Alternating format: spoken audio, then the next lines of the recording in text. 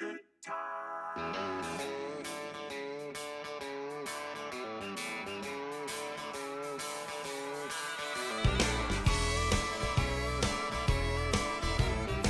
going on, guys? Tyson Anderson, Mr. Hammer Down. Listen, guys, back out here today, doing a little soloing. We always running, guys, always running. Don't think just because we're not out here just because we don't post a video. Let me tell you something. A lot of guys, we respect that. We know a lot of guys want to see you busting that gun right now, you know, because people to jump.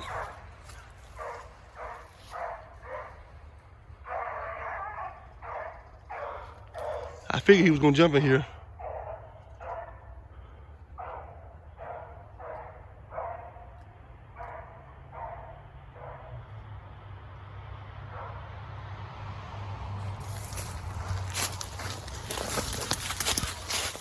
We try not to disrespect people without running, because just soloing or disappoint, not disrespect, let them down, because a lot of people don't want to see you just solo. They want to hear you bust that gun, right? We're in the gun hunting season right now. Deer hunters are still very prevalent, as they ought to be. We went to them lap piles. You gotta work them out.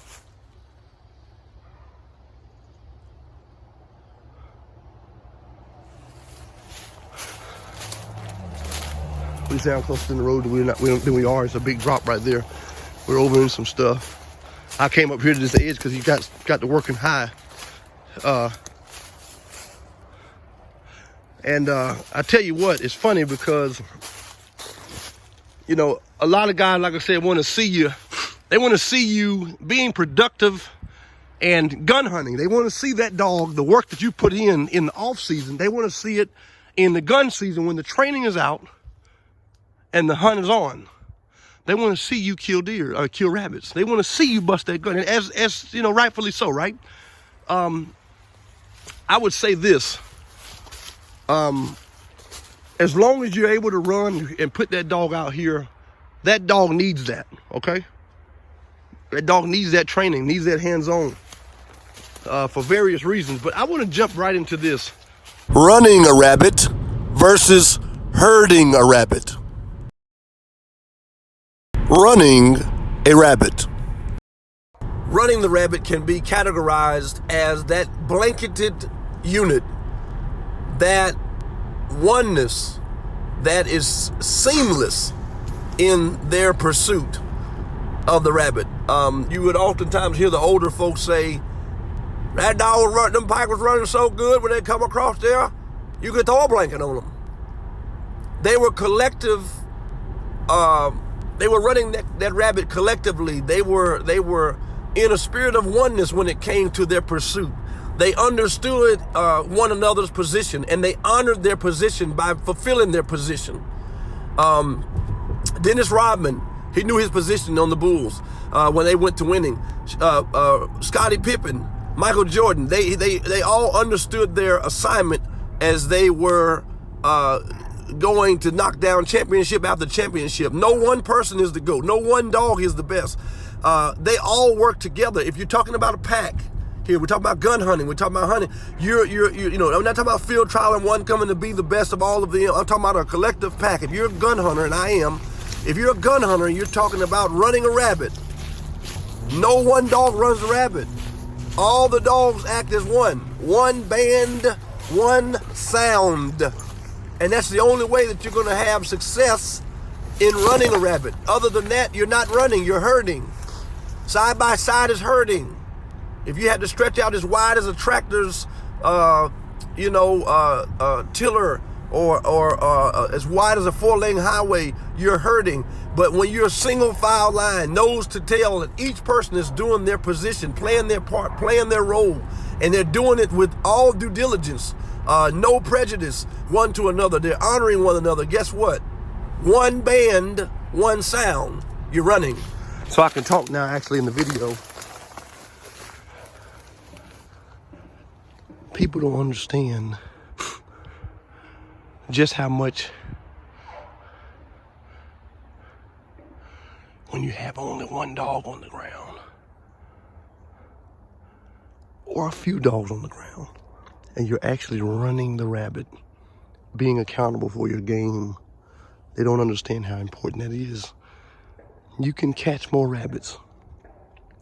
You can precisely push more rabbits around to the gun barrel with fewer, more accurate dogs that are actually being accounted for in their pursuit to chase this rabbit, right? It's a total different world out there when you're hitting the front and banging the front, and we'll get over into that, but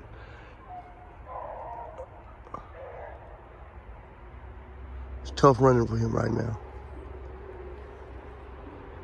But we invited in. Dogs are made when you make them be accountable. When you drop 10, 15, 20 dogs down, you want to hear that noise, want to hear that noise. It sounds good, but that's not productive.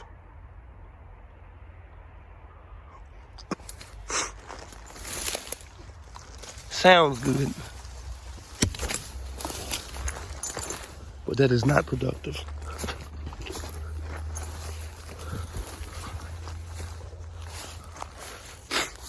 I prefer one myself that can do it all. I don't mind a dog being pressured. You do need to see how good a dog can handle it, obviously. But at the same time, as you're developing that dog, you want to make sure that you're applying the appropriate pressure, because pressure busts pipes, but it also excels and accelerates the one that's ready to be elevated, the one that's ready to be crowned, to go to that next level. All dogs don't advance at the same time. Sorry, I was trying to listen to him at the same time, see about where he was at. All dogs don't advance at the same time or on the same scale. Get you a measuring stick that enables you to know what a rabbit dog is, or in your mindset, what you define and per se your definition is of a rabbit dog. Let that be your measuring stick, and gauge each dog that comes through your quarters, comes through your door, comes through that threshold. Judge him accordingly. Find him. Tough day. I didn't come out here to play. I came out here. If I'm going to work and I can't gun hunt, guess what? See what time it is? That's right. Find him. All that frost, a lot of that's gone. He got to work now. He was working good through that brush, and I heard him booming over in there. You got to make that dog accountable. Guy said, why you do it like that? Well, because he came back down here from herding a rabbit. 12, 13, 14, 15, 16, 17 dogs at a time. No less than 10 at a time. Every time he came out. What benefit did that do him or serve him? None whatsoever. It showed him how to control the front and how to run under power and under pressure. That's all it did. It did not alleviate the other areas that needed to excel or needed to have exposure. It didn't give him that. First rabbit of the morning ran pretty crap. Humidity right now is sitting around 93%. Definitely not dry. We got plenty of moisture. In certain areas, I'm pretty sure it is pretty chapped.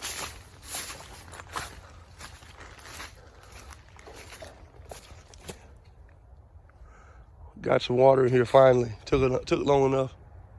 Whee!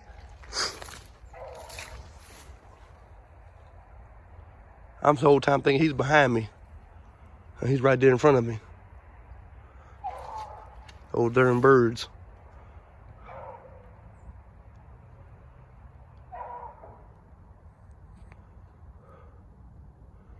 He's having to walk that rabbit right now.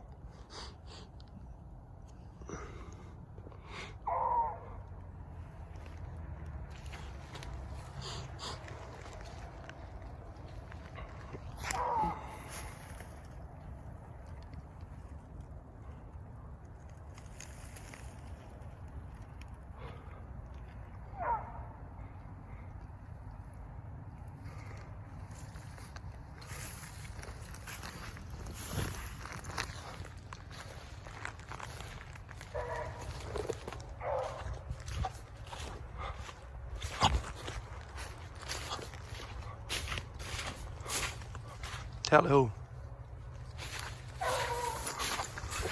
Rabbit across right there in front of us. Big old marsh rabbit. Sitting must be terrible. Terrible.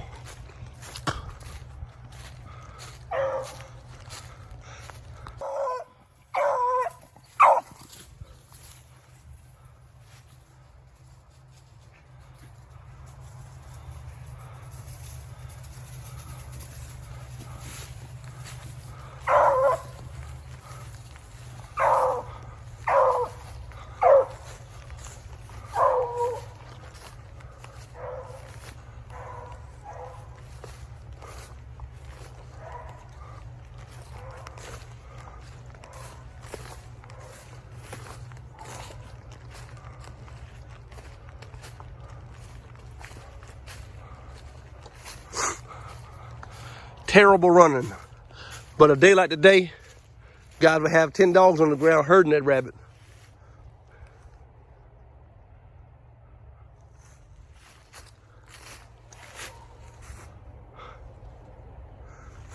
Which brings me to my next point. Herding a rabbit. Herding a rabbit, in my opinion, doesn't even give you the same feeling of satisfaction in knowing that you actually ran this rabbit like you were supposed to. You ran him accurately with precision and intentionality. It's just not the same, guys. To me, pardon me, like I said, I've seen it on both sides of the spectrum, and to me, the grass is not green on the other side. It's just artificial turf. I've seen it happen, and I've seen guys drop those 10, 15, 20, and I've also seen other guys, drop those 3 or 4 or 5, and I'm telling you, I've seen them have way better races than the guys with the large packs. Why? Because that large pack, everybody is interdependent of one another. They're not looking to say, okay, I'll do my own thing. Now, I'm not saying this is all the time, but the large majority of the time, they're saying, listen, I'm waiting on the next person. I'm waiting on this dog. I'm waiting on Koofy. I'm waiting on Fifi. I'm waiting on John Doe. I'm waiting on dog 17. I'm waiting on dog 13, because they know what those dogs are capable of doing. And they bounce energy off of each other, just like I've said before in speed and drive trials. They know how to do what they need to do to get to the front. Dogs that herd, they know what they need to do, which isn't much of anything. You've got 10 dogs on the ground, all trying to do the same exact thing. 15 dogs on the ground, all trying to do the exact same thing. They're only having to add, if you've got 10 dogs, you only have to give 10%. If 10 dogs gave 10%, they make up 100. Does that make sense? If you got 5 dogs on the ground, 5 dogs have to account for 20%, or somebody's having to pull more of the load than that. But it doesn't equate to being fair. It doesn't equate to being consistent when you talk about so many dogs. You're not having to do as much work and put as much work in. We don't look at this so, but we're stunning the growth of dogs that have strong potential in that development department. Tough day, in my opinion. But a meaningful day, purposeful day. Gotta love it. And also, guys, it's days like today that a lot of people will, like I said, you'll have to put so many on the ground because you're hoping, or people do put so many on the ground. I'm not knocking that. I'm not saying anything is wrong with it. But what I am saying is you can't possibly expect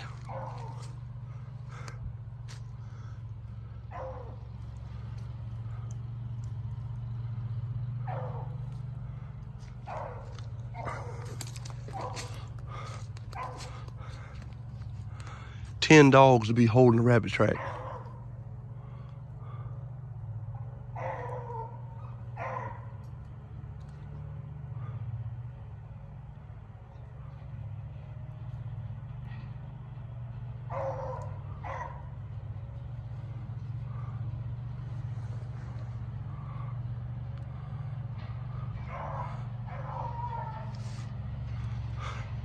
Having to speed walk that rabbit out, he hates that. He can do it, and he's got the patience for it, but he really wants to drive.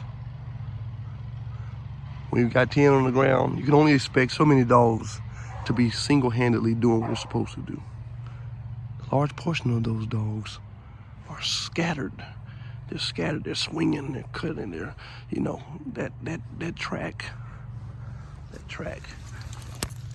Let's see. It's only but so, let's say that rabbit does something funky like this. All right, this is the line. All right, we're just making something up, right? Those dogs coming around here screaming, all 10 of them. This is your line, right here, right? This is your line, but you got 2 or 3 right here on the rabbit, running, but you've got 6 over here, 1 over here. They're as far out as over here, trying to run the rabbit. You're hurting them. You're like livestock. You're hurting that rabbit, because there's a distinct difference between the runner and the herder. The runner and the herder. Those that don't mind dropping 3 to 5. 3 to 5 is my number. I'm not knocking anybody. Please hear me in my heart, guys. I'm not knocking anyone, but my number is 3 to 5. What's your number? Put your number down in the comments below. Okay? Because I want to tell you this. This is more of a family channel. This channel is more oriented and built around family. You know, that wholesome, your granddaddy taking you out on Christmas Day, Thanksgiving Day, the little kids coming up, you teaching the little kids all the way up to the grown adults and the elderly, you know, passing it on, that baton. You know, that's what this is about. This is not a television show. This is not a broadcast where we're trying to get, you know, 1 million followers to get paid. We turn down the monetization. My mindset is beyond that. My mindset is on preservation, preserving that of, it's dual. It's preserving that of the man. It's preserving that of the line of dog. That tradition, what we did and how we did it to make it. Some people use dogs just to eat. This was their only way of livelihood. This is the only way that they stayed above ground. They had to go out and hunt for their food. It was field to table, and it wasn't an expression. It was not a metaphoric expression. It was not a metaphor. It was a living, breathing, real reality for those older people back in those heydays. Your Lou Warmers and your Willard Randalls, those guys rabbit hunted to hunt. They hunted to put meat on the table. I don't think they were broke and they had to do it like that, but it was one of their channels for food, just like that of fishing. You know, trapping. That's what they did. Selling pelts. That was one of their things. It kept them alive. You know, it kept them alive. That primitive mindset. And that's why I'm putting so much emphasis today on the herder versus the runner. Me, you'll never see me run more than 3 to 5 of my own dogs. If I'm running and hunting by myself, I prefer a solid pack of 3. If I'm hunting real thick stuff, I'm not gonna make the 3 dogs work like that. I'll put 5 out if I'm hunting myself or a group of guys. You know, it doesn't matter. But if it's just open and, you know, whatnot, I can get by with 1 dog that can do it.